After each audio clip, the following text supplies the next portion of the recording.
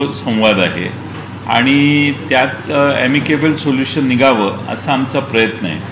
त्यामुळे मी त्या चर्चेत कोणतं वेगळं विधान करणं म्हणून मी गप्प आहे, कारण काही मी बोलणं हे योग्य होणार नाही, कारण आम्हाला दोन्ही पक्ष बरोबर पाहिजेत, शिवसेना पण आणि काँग्रेस पण, आणि त्यामुळं त्याच्यावर कोणतंही कॉमेंट करणं आज योग्य नाही. लोक म्हणतात की का गप्प बसलाय. गप्प बसला म्हणजे मी माझ्यासमोरच ज्या चर्चा होत आहेत त्याचा मी साक्षीदार आहे आणि त्याच्याबद्दल मी काही वेगळी भूमिका मांडणे योग्य नाही.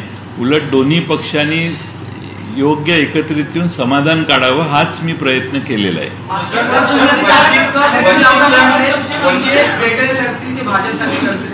असं मी नाही म्हटलं. सगळ्यांनी लक्षात घ्यावं की वेगळं जर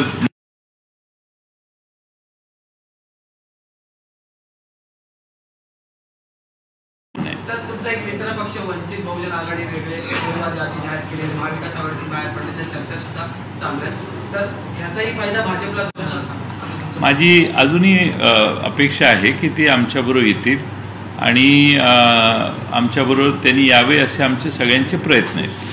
ते असं म्हणताय, प्रकाश आंबेडकर असं म्हणताय की आता चर्चा संपलेली आहे. चर्चा संपलेली आहे पण प्रयत्न संपलेले नाही. प्रयत्न तर असतातच ना. चर्चा आमच्या सगळ्यांच्या संपलेल्या आहेत.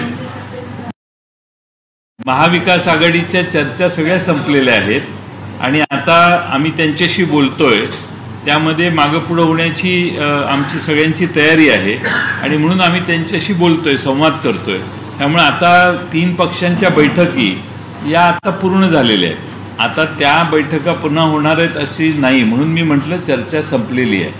आमचा त्यांच्याशी संवाद चालू आहे आणि आमचा प्रयत्न आहे की ते जर परत याच्यात मार्ग निघत असेल तर तिन्ही पक्ष मागं पुढं होण्यासाठी तयार आहेत. राष्ट्रवादी आशावादी, अरे प्रचंड आशावादी. तुम्ही आशा सोडू नका. ते झालं ना त्या दिवशी. रोज गोविंदा कसं करताय? हां, तुमच्यापेक्षा चांगली ऍक्टिंग करतात आणि गोविंदा म्हटलं मिरची लगी पण माहिती आहे.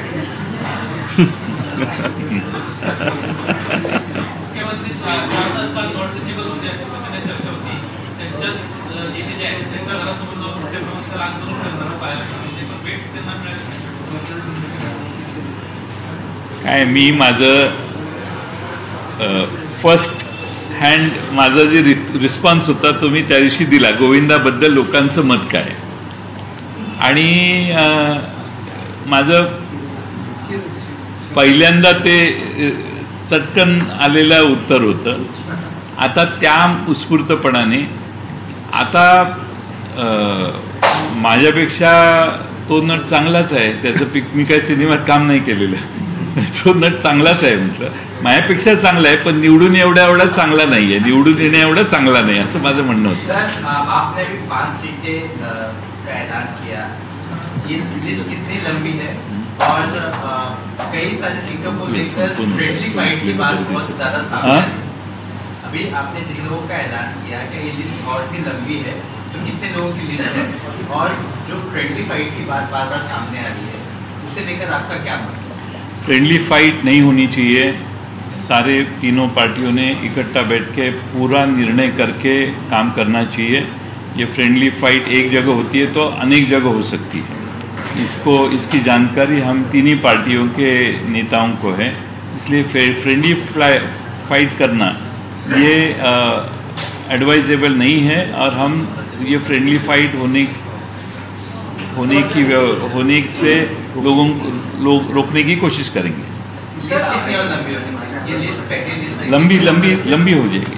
सर, बहुजन आघाड़ी के साथ अभी भी आप बार-बार कहते हैं कि चर्चा शुरू है. सच में चर्चा शुरू है, सिर्फ कहने के लिए बजाय कि चर्चा शुरू. थोड़े देर के पहले मैं उनको ही जाके मिल के आया. उनको जाके राजगढ़ पे जाके उनको मिल के आया मैं, प्रकाश आंबेडकर साहब को, थोड़े 1 घंटे के पहले. क्या रिस्पॉन्स था? ती नाही सांगणार तुम्ही इतक्या उशिरा. चर्चा क्या हुई वो ना बताएं, लेकिन रिस्पॉन्स क्या रहा, क्या? नहीं, चर्चा हमारी लगातार कोशिश है. सारी शक्तियाँ इकट्ठा आई तो हमें विजय प्राप्त हो सकता है। और इसीलिए हमारी आखिर तक कोशिश रहेगी कि सारे लोगों को इकट्ठा करें। और इसीलिए मैं उनकी जाके मुलाकात करके ही मैं आया हूँ। उनके भी कुछ मुद्दे हैं, उसके बारे में भी हमने चर्चा की। वो वैलिड है आपके? हाँ, वो वैलिड मुद्दे हैं आपके नजरिए से जो मुद्दे रखते हैं? नहीं, ऐसा मैं अभी ओपनली कहना ठीक नहीं है, लेकिन मैंने चर्चा की है उनसे।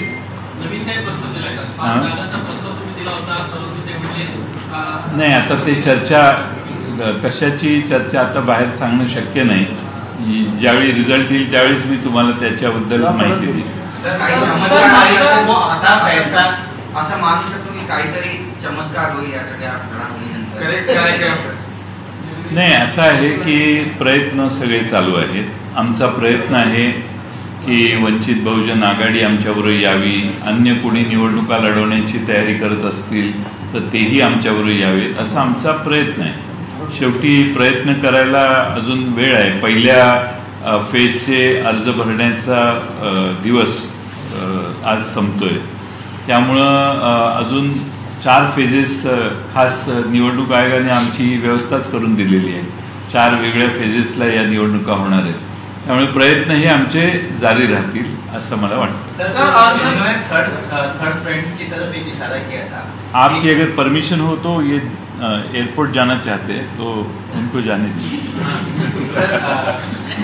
थर्ड फ्रंट की तरफ एक इशारा किया था कि हम और भी लोगों को इकट्ठा ला रहे हैं। ये अमर काळे आरवी वर्धा कॉन्स्टिट्यूंसी, वर्धा जिले के आरवी कॉन्स्टिट्यूंसी से अमर काले जी यहाँ पे मौजूद है।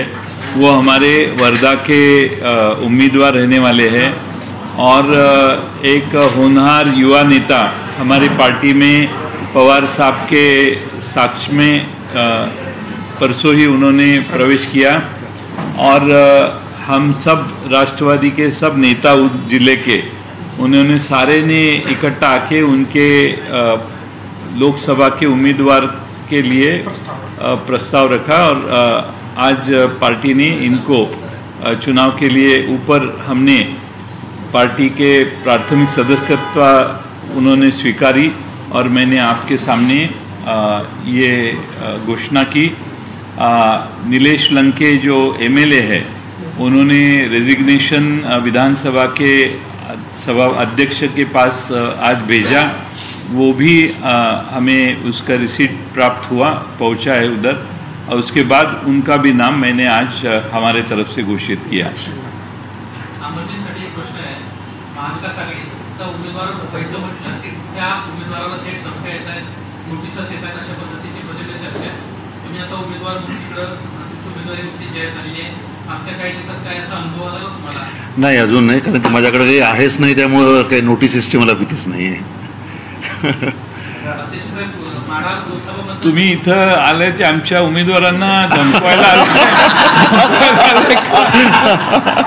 अरे आत्ता उमेदवारी घोषित केली आहे, नोटीस याच्या आधी कशा येतील, आता नंतर येतील।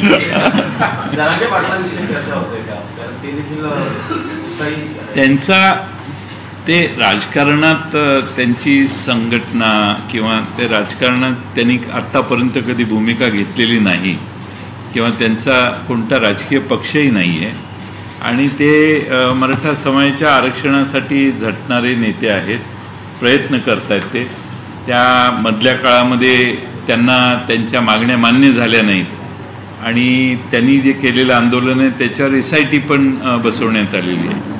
त्यामुळं सध्याच्या सरकारकडून त्यांना बराच प्रचंड त्रास झालेला आहे असं अनुभव आलेला आहे आणि पण ते राजकारणात नाही आहेत अशी माझी समजूत आहे आणि त्यामुळं त्यांच्याशी राजकीय अशी चर्चा आमची कधी झालेली नाही। सर, महादेव जानकरांनी पवार साहेबांची भेट घेतली आणि आज त्यांची उमेदवारी जी आहे ती अजित पवारांच्या राष्ट्रवादीतून फायर करण्यात आली आहे।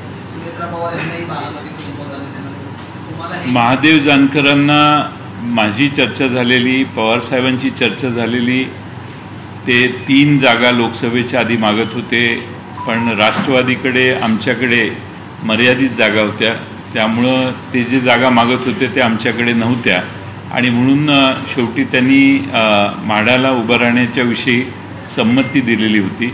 पवारसाहेबांनी तसं जाहीरपणाने सुतोवाची केलेलं होतं की आम्ही त्यांनी त्या ठिकाणी निवडणूक लढावी म्हणून. माझ्याशी ते बोललेले होते 2-3दा आणि त्यांना उमेदवारी द्यायची अशी आमची पक्की मानसिकता झालेली होती आणि त्यामुळं ते आमच्यातून ते तिकडं उमेदवारी त्यांनी तिकडच्या बाजूला जाऊन स्वीकारली. म्हणून आता तिथं नवीन उमेदवार हुडकण्याचं काम आता चालू आहे. म्हणून या पहिल्या यादीत ते नाव नाही तर ते नाव पहिल्या यादीतच आम्ही दिलं असतं. नंतरचं असं या सगळ्या विषयासंदर्भात म्हणणं होतं, सत्तेत वाटतं मला जे जास्त देत आहेत त्यांच्यासोबत मी जाण्याचा निर्णय घेतला. महाविकास आघाडीला मी 3 जागा मागितल्या, मग त्यांना मला एकच जागा द्यायचा निश्चित केलं. महायुतीला मी 2 जागा मागितल्या, त्यांना मला 1 जागा दिली. 50% जास्त जागा महाविकास आघाडीपेक्षा देत आहेत, मला 50% सहभाग माझा नाही. त्यांनी 3 जागा मागितल्या. त्या 3 जागा मागत असताना आम्ही त्यांच्यावर चर्चा केली. 2 जागा त्यांनी मागितल्या. त्यानंतर आमच्याकडे राष्ट्रवादी काँग्रेसकडे त्यांनी मागितलेली माढा ही जागा होती आणि म्हणून ती माढा आम्ही जागा देऊ केली. त्यांनाही आता एकच जागा मिळालेली आहे तिकडं गेल्यावर. त्यामुळं मागितले 2 जागा आणि 1 जागा मिळाली म्हणून 50% मला मिळाली आणि त्यांनी आमच्याकडे 3 जागा मागितलेल्या पण मिळाली एकच म्हणून 33% जागा मिळाल्या. 33% आम्हाला प्रतिसाद मिळाला.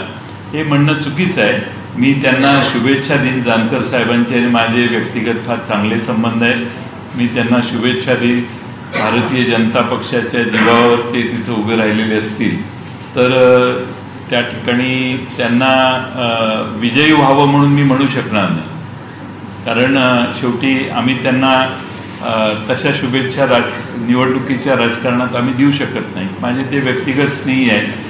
त्यांनी खरं म्हणजे तिकडं जाताना मला सांगितलं असतं की मला ह्या कारणामुळे तिकडं जावं लागतंय तर मला जास्त आनंद झाला असता. पण तसं काही त्यांनी कळवलं नाही.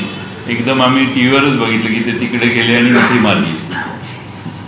सर सवाल ये है कि जब महादेव जानकर वहाँ जाते हैं और ये आपके एक तरह से आरोप भी करते हैं कि सीट तो आपसे मांग रहे थे, सीट तो आप नहीं दे रहे थे, वहाँ पे ज़्यादा जगह मिल रही थी इसलिए वो सरकारियों के साथ चले गए. उनका जो एलिगेशन है साफ साफ क्या एलिगेशन है? मुझे कह रहे हैं 3 सीट आपसे मांग रहे थे लेकिन वहाँ लेकिन वो जो दावा करके आपसे बाहर जाने. उधर कितनी जगह मिली उनको?